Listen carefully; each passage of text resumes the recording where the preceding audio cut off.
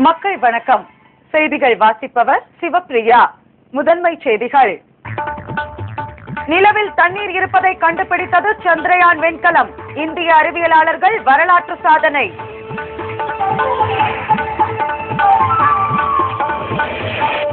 முல்லை பெரியாறில் ஆய்வு செய்ய கேரள அரசுக்கு தடை. வழக்கு நிலுவையில் இல்லை என கூறி அனுமதி பெற்றது அம்பலம். 1000 கோடியை தாண்டியது சிட்டி நிதி நிறுவன மோசடி. வங்கி கணக்குகளை முடக்க காவல்துறை நடவடிக்கை. கரும்பு கொள்முதல் விலை டன்னுக்கு 330 ரூபாய் அதிகரிப்பு. ஒரே ஆண்டில் அதிரடி உயர்வை அறிவித்தார் முதலமைச்சர் கருணாநிதி. முழுமையான சமச்சீர் கல்வி வழங்க கோரி பாமக தொடர் முழக்க போராட்டம். கிராமங்களில் அரசே மழலையர் பள்ளிகளை நடத்த மருத்துவர் ராமதாஸ் வலியுறுத்தல். விரிவான செய்திகள். நிலவில் தண்ணீர் இருப்பதற்கான சாத்தியக்கூறுகளை சந்திரயான் 1 விண்கலம் கண்டுபிடித்துள்ளது. இந்த கண்டுபிடிப்பு இந்திய அறிவியலாளர்களுக்கு பெருமையை தேடி தந்திருப்பதோடு இந்திய விண்வெளி ஆய்வு வரலாற்றில் ஒரு மைல்கல்லாகவும் திகழ்கிறது.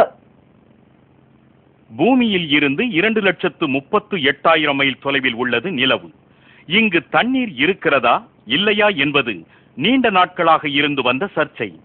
இதற்கு தீர்வு காண்பதற்காக சந்திரயான் 1 விண்கலத்தை இந்திய விண்வெளி ஆய்வு நடுவம் கடந்த ஆண்டு அக்டோபர் 22ஆம் தேதி வெற்றிகரமாக விண்ணில் செலுத்தியது.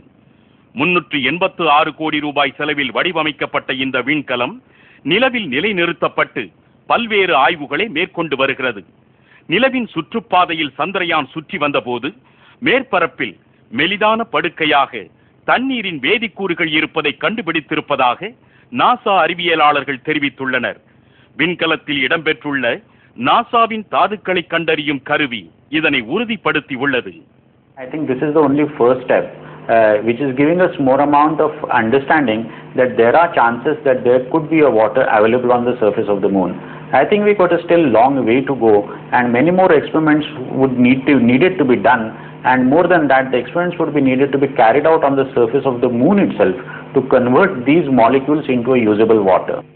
இது குறித்து கருத்து தெரிவித்த இஸ்ரோ முன்னாள் தலைவர் கஸ்தூரி ரங்கன், நிலவில் தண்ணீர் இருந்தால் அது அடுத்த கட்ட ஆய்வுகளுக்கு மிகவும் உதவும் எனவும் அங்குள்ள ஹைட்ரஜனை எரிபொருளாக பயன்படுத்த முடியும் எனவும் தெரிவித்துள்ளார்.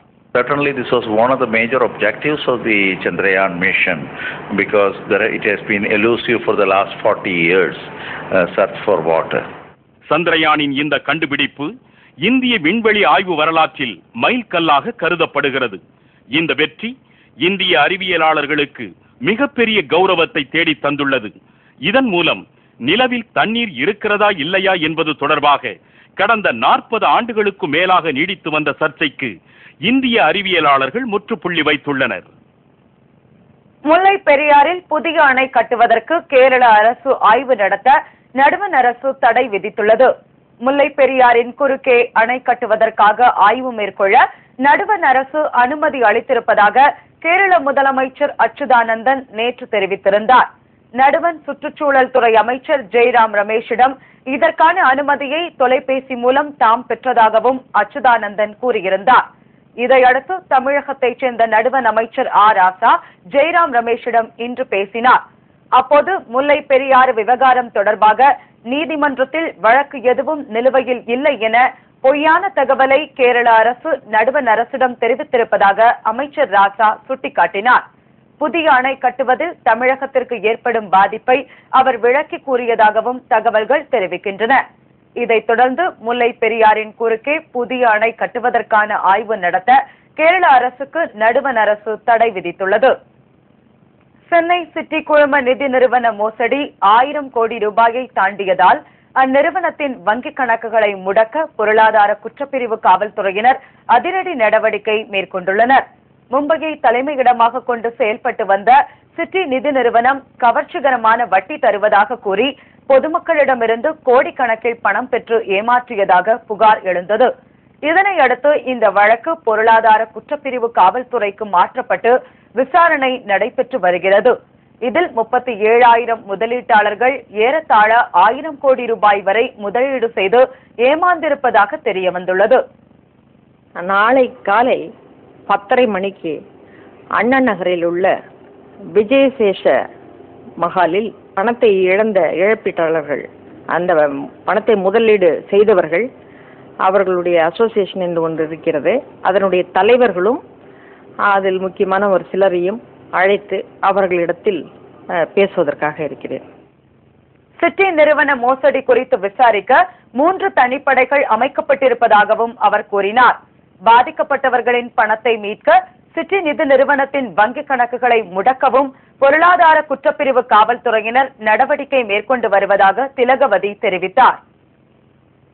கரும்பு கொள்முதல் விலையை 330 ரூபாய் உயர்த்தி முதலமைச்சர் கலைஞர் கருணாநிதி ஆணையிட்டுள்ளார். 2009-2010 ஆண்டு அரவை பருவத்திற்கு 9.5 விழுக்காடு பிழித்திறன் கொண்ட 1 டன் கரும்புக்கு 1437 ரூபாய் வழங்க தமிழக அரசு முடிவு செய்துள்ளது. இத்துடன் ஊர்தி வாடகையாக டன் ஒன்றுக்கு 90 ரூபாயும் ஊக்கத்தொகையாக 22 ரூபாயும் சேர்த்து மொத்தம் 1550 ரூபாய் வழங்கப்படும் என அரசு அறிவித்துள்ளது. சென்ற ஆண்டை விட இந்த ஆண்டு கொள்முதல் விலை 330 ரூபாய் உயர்த்தப்பட்டுள்ளது குறிப்பிடத்தக்கது. இதனிடையே சென்னையை அடுத்த மறைமலை நகரில் உள்ள போர்டு மகிழுந்து தொழிற்சாலையை 1500 கோடி ரூபாய் செலவில் விரிவுபடுத்தும் புரிந்துணர்வு ஒப்பந்தம் முதலமைச்சர் கருணாநிதி, துணை முதலமைச்சர் மு.க. ஸ்டாலின் முன்னிலையில் இன்று கையெழுத்தானது. MOU today is being signed, reinforcing our $500 million investment here in India, in Tamil Nadu. New small car, new 200,000 unit per annum vehicle assembly facility and 250,000 unit per annum engine facility. தமிழக அரசின் சார்பாக தொழில்துறையின் முதன்மை செயலாளர் M.F. Farooqi, board India நிறுவனத்தின் மேலாண் இயக்குனர் Michael போனகம் ஆகியோர் ஒப்பந்தத்தில் கையெழுத்திட்டனர். இந்நிகழ்வில் இந்தியாவிற்கான அமெரிக்க தூதர் திமோதி ரோமர் பங்கேற்றார். தமிழக அரசு அறிவித்துள்ள சமச்சீர் கல்வி திட்டம் சமூக நீதிக்கு எதிரானது என பாமக நிறுவனர் மருத்துவர் ராமதாஸ் குற்றம் சாட்டியுள்ளார்.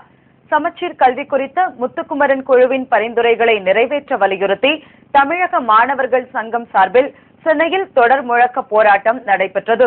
இதில் பங்கேற்று பேசிய பாமக நிறுவனர் மருத்துவர் ராமதாஸ், தமிழக அரசு அறிவித்துள்ள சமச்சீர் கல்வி திட்டம் சமரச திட்டமாக இருப்பதாக தெரிவித்தார். முத்துக்குமரன் அறிக்கை சொல்லுகின்ற அந்த சமச்சீர் கல்வியை கொண்டு வர வேண்டும். பொருளாதார நிலை, வறிய நிலை இதெல்லாம் மாற வேண்டும் என்று சொன்னால் இந்த சமச்சீர் கல்வி வேண்டும். அதனால்தான் நாங்கள் தொடர்ந்து சொல்லுகிறோம், கட்டாய கல்வி, கட்டணமில்லாத கல்வி, தரமான கல்வி, சுகமான கல்வி, சுமையில்லாத கல்வி. இதை யார் கொடுக்க வேண்டும்? அரசு கொடுக்க வேண்டும். யாருக்கு கொடுக்க வேண்டும்? எல்லா குழந்தைகளுக்கும் கொடுக்க வேண்டும். நகரங்களில் உள்ளது போன்று கிராமங்களிலும் மழலையர் பள்ளிகளை அரசே உருவாக்கி நடத்த வேண்டும் என அவர் வலியுறுத்தினார். அனைத்து மாணவர்களுக்கும் பொது பாடத்திட்டம் கொண்டு வருவதுடன் பள்ளிகளில் அடிப்படை வசதிகள், தரமான கட்டமைப்பு ஆகியவற்றை உருவாக்குவதன் மூலமே சமச்சீர் கல்வியை நிறைவேற்ற முடியும் என அவர் தெரிவித்தார். தமிழக அரசு தற்போது அறிவித்துள்ள சமச்சீர் கல்வியின் குறைபாடுகளை மக்களிடம் புரிய வைக்க போராட்டங்கள் நடத்தப்படும் என்றும் மருத்துவர் ராமதாஸ் கூறினார். இந்த போராட்டத்தில் பாமக தலைவர் கோகா மணி, ஆக்கி மூர்த்தி, தமிழக மாணவர் சங்க ஒருங்கிணைப்பாளர் பிரபுரதன் உள்ளிட்டோர் பங்கேற்றனர். உத்தரப்பிரதேசத்தில் ராகுல் காந்தி சிறப்பு பாதுகாப்பு எதுவுமின்றி பயணம் செய்ததால் சர்ச்சை எழுந்துள்ளது. காங்கிரஸ் பொதுச் செயலாளர் ராகுல் காந்தி நேற்று உத்தரப்பிரதேச மாநிலம் லக்னோவுக்கு திடீர் பயணம் மேற்கொண்டார். அமௌசி வானூர்தி நிலையத்தில் சென்று இறங்கிய ராகுல் காந்தி மகிழுந்தில் புறப்பட்டு பாரபங்கி கிராமத்தில் வெள்ளம் பாதித்த பகுதிகளை ஆய்வு செய்ததோடு பொதுமக்களிடம் குறைகளை கேட்டறிந்தார். இந்த பயணத்தின் போது ராகுல் காந்தி சிறப்பு பாதுகாப்பு எதுவுமின்றி பயணித்தது தெரியவந்தது. அவரது பயணம் குறித்து உள்ளூர் காவல்துறையினருக்கோ காங்கிரஸ் கட்சியினருக்கோ தகவல் தரப்படவில்லை. இதுகுறித்து நடுவண் அரசிடம் புகார் தெரிவிக்கப் போவதாக உத்தரப்பிரதேச முதலமைச்சர் மாயாவதி கூறியுள்ளார். மாயாவதியின் இந்த முடிவுக்கு காங்கிரஸ் கண்டனம் தெரிவித்துள்ளது.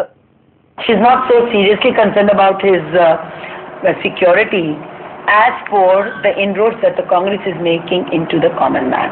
And she wants others not to approach or to reach out to the people. கடந்த சில நாட்களுக்கு முன்பு ஹரியானாவில் ராகுல் காந்தி பயணம் செய்த சதாப்தி விரைவு தொடர்வண்டி மீது கல் வீசி தாக்கப்பட்டது. மேலும் அமேதி தொகுதி பயணத்தின் போது ஏழைகளின் வீடுகளில் தங்கி அவர்களுடன் உணவு அருந்துவதையும் பாதுகாப்பு விதிகளை மீறி பார்வையாளர்களிடம் உரையாடுவதையும் ராகுல் காந்தி வழக்கமாக கொண்டுள்ளார் என்பது குறிப்பிடத்தக்கது.